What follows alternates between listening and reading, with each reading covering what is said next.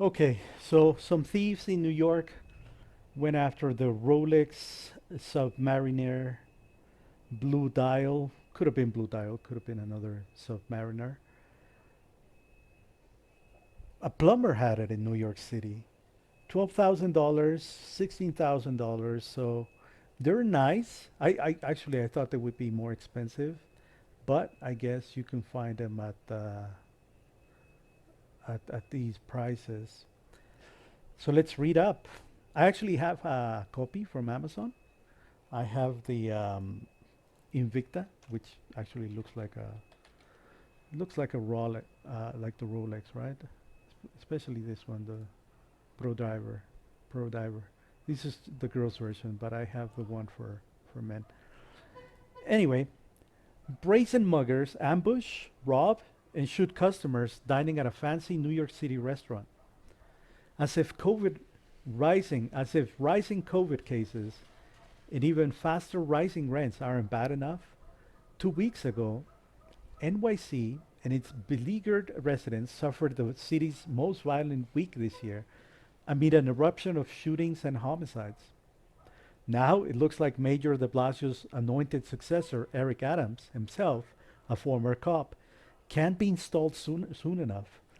Because one of the most brazen and horrifying crimes since the daytime multiple homicide in Times Square back in May took place Wednesday night, as one pair of assailants shot a 28-year-old man in the leg after confronting several guests dining outside an upscale Manhattan eatery.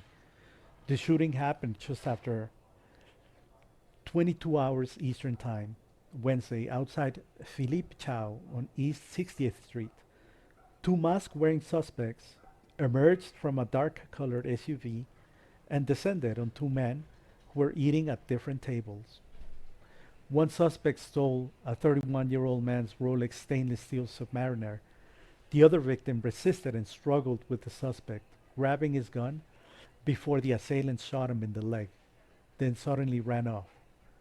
The victim, identified as Melchior Cook, a plumber with a 4-year-old son, his mother said she wasn't surprised he fought back. I have 9 kids. I would expect that from him. He's not gonna let anyone do that. Pull a gun, pull a gun out and rob him. He's not gonna let that happen. My kids aren't that type of kids. Cook said. We believe the patrons have no connection to one another. The two perpetrators came out. They go right into the tables that each individual was sitting at. We believe this is robbery for high-end jewelry, said New York Police Department Chief of Detectives James Essig. So far, no arrests have been made, despite the relatively clear surveillance footage. Whether anybody will actually be held accountable remains to be seen, but the movement to defund the police certainly has made it less likely.